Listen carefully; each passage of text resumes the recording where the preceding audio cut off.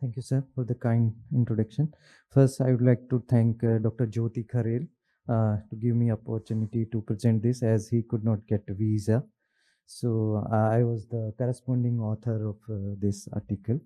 So living donor liver transplant is the most popular transplant in this part of the world due to scarcity of the disease donor program. And every now and then boundaries for remnant are being pushed all over the world. At least 30% remnant is required for the safe donation.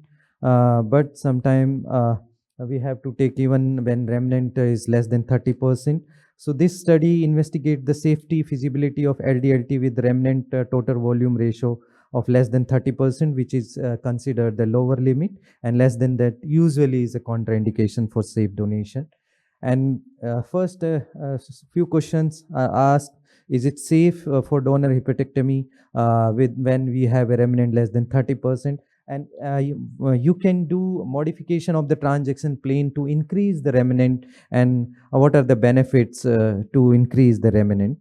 So this is the retrospective study, LDLT done at a center from 2014 to 2024, and all the donors who had remnant less than 30% were included, and with the right hepatectomy without MHV, and any donor where remnant was more than 30% was excluded. Donors were selected after thorough consideration of other factors like comorbidity, BMI, remnant liver, and flat fish-like liver, outline, liver quality, intraoperative assessment, and minimum FLR was 25 in this series, and expected graft weight in grams was assumed as a value of volume in cc. And all the donors underwent standard surgical approach of the visual assessment of the liver quality intraoperatively and liver remnant, and corrected portal pressure change was obtained by measuring the omental pressure, vein pressure with or without right portal vein clamping, and ischemic line was marked after right portal vein and right hepatic artery. Usually when I have a donor like that, I remnant is less than 30%, I try to go at least 1 to 2 centimeter to the right of the transaction line to increase the remnant volume. So and increase the parenchyma to the remnant side and well covered MHV. The actual graft weight calculated by direct weighing, and actual remnant was estimated by using total liver volume on the basis of pre-operative CT volumetry and actual graft weight. So outcome analysis done on the basis of post-operative complications in the donors, hospital stay, liver function test, and subgroup analysis was done taking the donor with actual remnant and total liver volume ratio of at least 30%. Were included in the rectified group was the group where actual remnant after the graft was out was more than 30%, and other group where after the graft was out, the remnant still remained less than 30%. So out of 4,437, we found 82 donors where remnant was less than 30%. And in those less than 30%, once the graft was out, then 23% patient were where actual remnant was less than 30% after graft was out, and 59 patient where the graft, when graft was out, remnant was more than 30%. So median age of the donor was 33 years with 46% of female. Mean BMI of the study was 24.2, and out of the all the donors, these donors we like to do open to increase the parenchyma to the remnant side, and 2 donors where we did laparoscopy just to assess.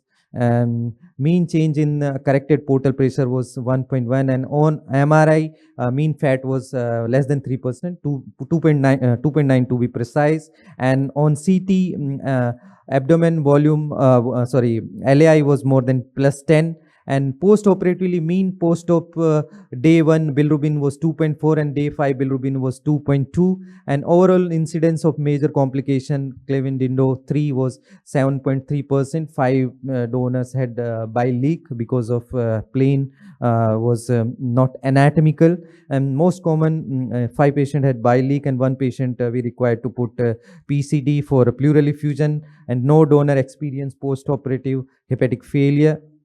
and median hospital stay was 10 days, and one donor in the study group required readmission due to the pseudo obstruction, which was managed conservatively.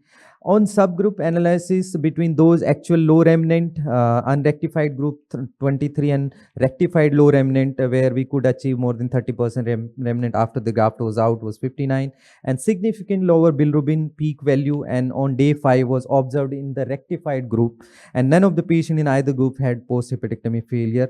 However, there was no difference in major complication. So expected graft weight was more in the unrectified group, and it was lower than the expected, around 100 grams in the rectified group, and most of the surgeries were open. Operative time were almost similar, no significant blood difference in the blood loss, and uh, peak bilirubin was higher in unrectified group, and uh, day 5 bilirubin was also higher in unrectified group, and complication, as I have told you, were comparable. So to discuss, most guidelines accept 30% as a minimum cutoff for the donor remnant. In this study, careful selection of donor with remnant less than 30% was done, and mean remnant in this study was 28.4%, and our findings suggest that LDLT using the right lobe graft from the donors with less than 30% RTVR can be performed safely with careful donor selection, including parameters like donor age, liver quality, along with the meticulous surgical technique. The rectification of the remnant liver volume by intra-op modification of the transaction plane, as I have already mentioned, showed significant lower peak bilirubin and POD5 bilirubin in those with final remnant was more than or equal to 30%. There is no significant difference in terms of grades of complication. This approach may help expand the donor pool, but these donors should be selected by the multidisciplinary team meetings without compromising the donor safety. Limitations of this study is because this is a retrospective, and a type of donor hepatectomy is not, this type of donor hepatectomy is not routinely done, and these cases are accumulated over 10-year duration of our center, where we have done over 4,000 liver transplant, and does not represent a routine practice.